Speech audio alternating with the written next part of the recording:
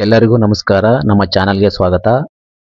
ಇಲ್ಲಿ ನಾವು ಎಲ್ಲ ಕಾಂಪಿಟೇಟಿವ್ ಎಕ್ಸಾಮ್ಗೆ ಬೇಕಾದ GK, current affairs, reasoning, science, history ಮತ್ತು ಇಂಪಾರ್ಟೆಂಟ್ ಕ್ವಶನ್ ಅನ್ನು ಡೈಲಿ ಅಪ್ಲೋಡ್ ಮಾಡುತ್ತೇವೆ. ಡೈಲಿ ಎಕ್ಸಾಮ್ಸ್ ಯೂಸ್ಫುಲ್ ವಿಡಿಯೋ ಬೇಕಾದರೆ ಈಗಲೇ ನಮ್ಮ ಚಾನಲ್ ಸಬ್ಸ್ಕ್ರೈಬ್ ಮಾಡಿ. ಆರ್ಆರ್ಬಿ ಗ್ರೂಪ್ ಡಿ ಕ್ವಶನ್ಸ್, ಪದಗಳ ಸಂಕೇತೀಕರಣ, ವರ್ಡ್ಸ್ ಕೋಡಿಂಗ್. ಇಲ್ಲಿ ಒಂದು ಶಬ್ದವನ್ನು ಅಥವಾ ಒಂದು ವಸ್ತು, ಸ್ಥಳ, ಬಣ್ಣ ಮುಂತಾದವರ ಹೆಸರನ್ನು ಬೇರೊಂದು ಹೆಸರಿನೊಂದಿಗೆ ಸಂಕೇತಿಸಲಾಗಿರುತ್ತದೆ. ಅದೇ ಸಂಕೇತ ಭಾಷೆಯಲ್ಲಿ ನಮ್ಮ ಉತ್ತರವಿರಬೇಕು.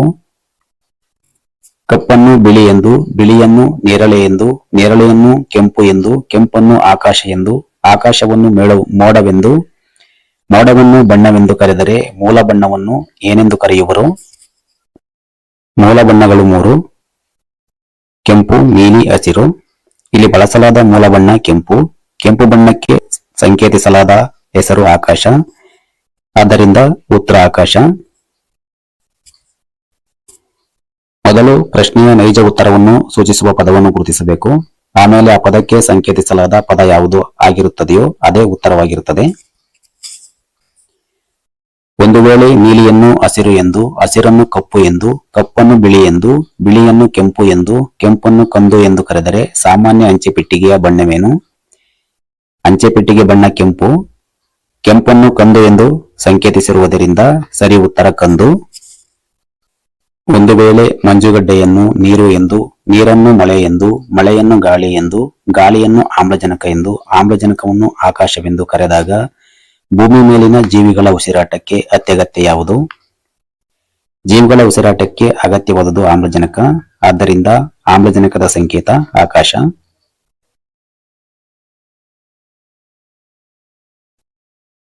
ಆಟಿಕೆಯನ್ನು ಪೆನ್ಸಿಲ್ ಎಂದು, ಪೆನ್ಸಿಲ್ ಅನ್ನು ಬ್ರೆಡ್ ಎಂದು, ಬ್ರೆಡ್ ಅನ್ನು ಮಸಿ ಎಂದು, ಮಸಿಯನ್ನು ಪೆನ್ನು ಎಂದು, ಪೆನ್ನನ್ನು ಡಸ್ಟರ್ ಎಂದು ಬರೆದರೆ ಹಾಗಾದರೆ ಹಸಿವಾದಾಗ ನೀವು ಯಾವುದನ್ನು ಬಳಸುತ್ತೀರಿ? ಹಸಿವಾದಾಗ ಅಗತ್ಯವಾದುದು ಬ್ರೆಡ್. ಆದ್ದರಿಂದ ಬ್ರೆಡ್ ಸಂಕೇತ ಮಸಿ.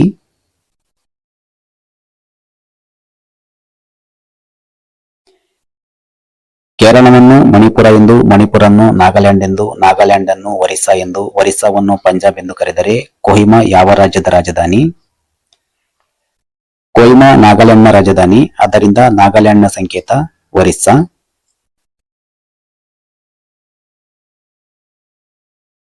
ಪುಸ್ತಕವನ್ನು ವಿದ್ಯಾರ್ಥಿ ಎಂದು, ವಿದ್ಯಾರ್ಥಿಯನ್ನು ಮನೆ ಎಂದು, ಮನೆಯನ್ನು ಶಿಕ್ಷಕ ಎಂದು, ಶಿಕ್ಷಕನನ್ನು ಉಪನ್ಯಾಸಕ ಎಂದು, ಉಪನ್ಯಾಸಕನನ್ನು ತರಬೇತುದಾರನೆಂದು, ತರಬೇತುದಾರರನ್ನು ಮುಖ್ಯೋಪಾಧ್ಯಾಯರೆಂದು, ಮುಖ್ಯೋಪಾಧ್ಯಾಯರನ್ನು ಕ್ಲರ್ಕ್ ಎಂದು ಕರೆದಾಗ ಕಾಲೇಜಿಗೆ ಪ್ರಾಚಾರ್ಯರು ಹೇಗೋ ಹಾಗೆ ಶಾಲೆಗೆ ಯಾರು? ಶಾಲೆಗೆ ಮುಖ್ಯಸ್ಥರು ಮುಖ್ಯೋಪಾಧ್ಯಾಯರು. ಆದ್ದರಿಂದ ಮುಖ್ಯೋಪಾಧ್ಯಾಯರ ಸಂಕೇತ ಕ್ಲರ್ಕ್.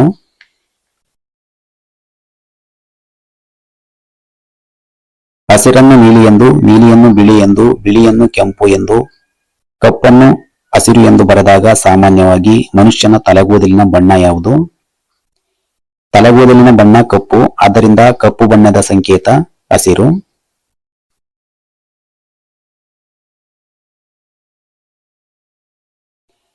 ಬಿಳಿಯನ್ನು ಮಳೆ ಎಂದು, ಮಳೆಯನ್ನು ಹಸಿರು ಎಂದು, ಹಸಿರನ್ನು ನೀಲಿ ಎಂದು, ನೀಲಿಯನ್ನು ಮೋಡವೆಂದು, ಮೋಡವನ್ನು ಕೆಂಪು ಎಂದು, ಕೆಂಪನ್ನು ಆಕಾಶವೆಂದು, ಆಕಾಶವನ್ನು ಹಳದಿ ಎಂದು, ಹಳದಿಯನ್ನು ಕಪ್ಪು ಎಂದು ಕರೆದಾಗ ರಕ್ತದ ಬಣ್ಣ ಯಾವುದು?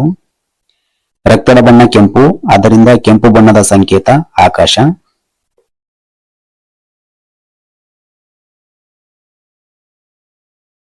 ನೀರನ್ನು ಗಾಳಿ ಎಂದು, ಗಾಳಿಯನ್ನು ಹಸಿರು ಎಂದು, ಹಸಿರನ್ನು ಬಿಳಿ ಎಂದು, ಬಿಳಿಯನ್ನು ಕೆಂಪು ಎಂದು, ಕೆಂಪನ್ನು ಕಪ್ಪು ಎಂದು, ಕಪ್ಪನ್ನು ನೀಲಿ ಎಂದು ಕರೆದರೆ, ನೀಲಿಯನ್ನು ನೇರಳೆ ಎಂದು ಕರೆದರೆ ಮಾನವನ ರಕ್ತದ ಬಣ್ಣ ಯಾವುದು?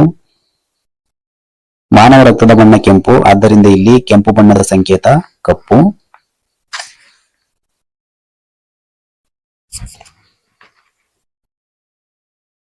ಕೋಣೆಯನ್ನು ಬೆಡ್ ಎಂದು, ಬೆಡ್ ಅನ್ನು ಕಿಟಕಿ ಎಂದು, ಕಿಟಕಿಯನ್ನು ಹೂವೆಂದು, ಹೂವನ್ನು ಕೂಲರ್ ಎಂದು ಕರೆದರೆ ಮಲಗಲು ಯಾವುದನ್ನು ಬಳಸುವಿರಿ? ಮಲಗಲು ಬಳಸುವುದು ಬೆಡ್. ಆದ್ದರಿಂದ ಇಲ್ಲಿ ಬೆಡ್ನ ಸಂಕೇತ ಕಿಟಕಿ.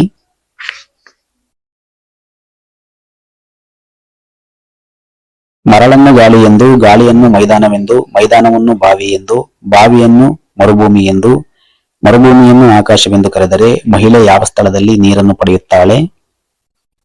ಇಲ್ಲಿ ಮಹಿಳೆ ನೀರನ್ನು ಪಡೆಯುವ ಸ್ಥಳ ಬಾವಿ. ಆದ್ದರಿಂದ ಬಾವಿಗೆ ಸಂಕೇತ ಮರುಭೂಮಿ.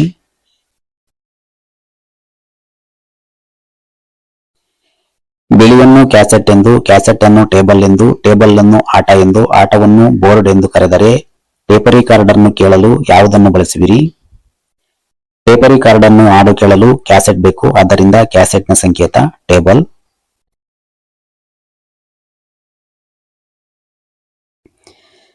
ಪುಸ್ತಕವನ್ನು ವಾಚ್ ಎಂದು, ವಾಚನ್ನು ಬ್ಯಾಗ್ ಎಂದು, ಬ್ಯಾಗ್ ಅನ್ನು ಶಬ್ದಕೋಶ ಎಂದು, ಶಬ್ದಕೋಶವನ್ನು ಕಿಟಕಿ ಎಂದು ಕರೆದರೆ ಪುಸ್ತಕವನ್ನು ಹೊರಲು ಯಾವುದನ್ನು ಬಳಸುವಿರಿ?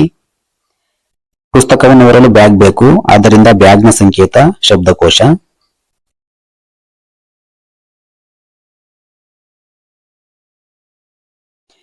ಮಳೆಯನ್ನು ನೀರು ಎಂದು, ನೀರನ್ನು ರಸ್ತೆ ಎಂದು, ರಸ್ತೆಯನ್ನು ಮೋಡವೆಂದು, ಮೋಡವನ್ನು ಆಕಾಶ ಎಂದು, ಆಕಾಶವನ್ನು ಸಮುದ್ರವೆಂದು ಕರೆದರೆ ವಿಮಾನಗಳು ಹಾರುವುದೆಲ್ಲಿ?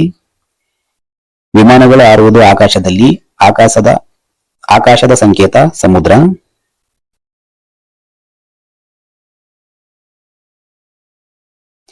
ನೀರನ್ನು ನೀಲಿ ಎಂದು, ನೀಲಿಯನ್ನು ಕೆಂಪು ಎಂದು, ಕೆಂಪನ್ನು ಬಿಳಿ ಎಂದು, ಬಿಳಿಯನ್ನು ಆಕಾಶ ಎಂದು, ಆಕಾಶವನ್ನು ಮಳೆ ಎಂದು, ಮಳೆಯನ್ನು ಹಸಿರು ಎಂದು, ಹಸಿರನ್ನು ಗಾಳಿ ಎಂದು ಕರೆದರೆ ಹಾಲಿನ ಬಣ್ಣ ಯಾವುದು? ಹಾಲಿನ ನಿಜವಾದ ಬಣ್ಣ ಬಿಳಿ, ಇಲ್ಲಿ ಬಿಳಿ ಬಣ್ಣದ ಸಂಕೇತ ಆಕಾಶ.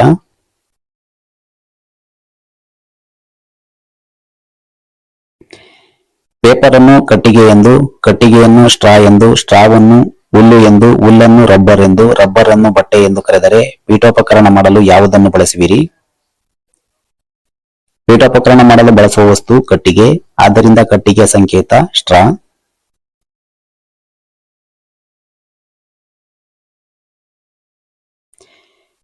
ಪೆನ್ನನ್ನು ಟೇಬಲ್ ಎಂದು, ಟೇಬಲ್ ಅನ್ನು ಫ್ಯಾನ್ ಎಂದು, ಫ್ಯಾನ್ ಅನ್ನು ಕುರ್ಚಿ ಎಂದು, ಕುರ್ಚಿಯನ್ನು ಕಿಟಕಿ ಎಂದು ಕರೆದರೆ ನಿಮ್ಮ ಮನೆಗೆ ಬಂದ ಅತಿಥಿಗಳನ್ನು ಎಲ್ಲಿ ಕೂಡಿಸುವಿರಿ?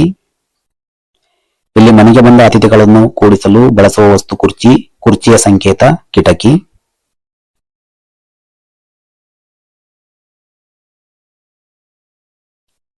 ಗೋಡೆಯನ್ನು ಕಿಟಕಿ ಎಂದು, ಕಿಟಕಿಯನ್ನು ಬಾಗಿಲು ಎಂದು, ಬಾಗಿಲನ್ನು ಫ್ಲೋರ್ ಎಂದು, ಫ್ಲೋರ್ ಅನ್ನು ಟ್ಯಾಂಕ್ ಎಂದು, ಟ್ಯಾಂಕ್ ಅನ್ನು ವೆಂಟಿಲೇಟರ್ ಎಂದು ಕರೆದರೆ ನೀವು ನಡೆದಾಡುವ ಸ್ಥಳ ಯಾವುದು?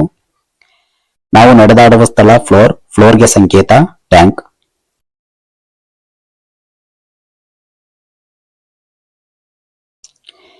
ಮೈಸೂರನ್ನು ಕೋಲ್ಕತ್ತಾ ಎಂದು, ಕೋಲ್ಕತ್ತಾವನ್ನು ದೆಹಲಿ ಎಂದು, ದೆಹಲಿಯನ್ನು ಅಲಹಾಬಾದ್ ಎಂದು, ಅಲಹಾಬಾದನ್ನು ಆಗ್ರಾ ಎಂದು, ಆಗ್ರಾವನ್ನು ಮುಂಬೈ ಎಂದು, ಮುಂಬೈಯನ್ನು ನಾಸಿಕ್ ಎಂದು, ನಾಸಿಕ್ ಅನ್ನು ಚೆನ್ನೈ ಎಂದು ಕರೆದರೆ ಇಂಡಿಯಾ ಗೇಟ್ ಯಾವ ನಗರದಲ್ಲಿದೆ?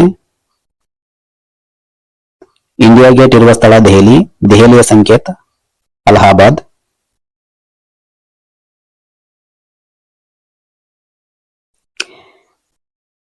ಇಂಪಾಲನ್ನು ಬೆಂಗಳೂರು ಎಂದು, ಬೆಂಗಳೂರನ್ನು ಪಟ್ನಾ ಎಂದು, ಪಟ್ನಾವನ್ನು ಚಂಡೀಗಢ ಎಂದು, ಚಂಡೀಗಢನ್ನು ಚೆನ್ನೈ ಎಂದು, ಚೆನ್ನೈಯನ್ನು ಗೌಹಾತಿ ಎಂದು, ಗೌಹಾತಿಯನ್ನು ಅಹಮದಾಬಾದ್ ಎಂದು ಕರೆದರೆ ಯಾವ ರಾಜ್ಯದ ರಾಜಧಾನಿಯನ್ನು ಪಾಟ್ನಾ ಎಂದು ಕರೆಯುವರು? ಪಟ್ನಾ ಎಂದು ಕರೆಯುವಿರಿ? ಪಟ್ನಾ ಬಿಹಾರದ ರಾಜಧಾನಿ. ಪಟ್ನಾ ಎಂಬ ಸಂಕೇತ ಬೆಂಗಳೂರು, ಆದ್ದರಿಂದ ಬೆಂಗಳೂರನ್ನು ರಾಜಧಾನಿಯಾಗಿ ಮಾಡಿಕೊಂಡ ನಗರ ಕರ್ನಾಟಕ.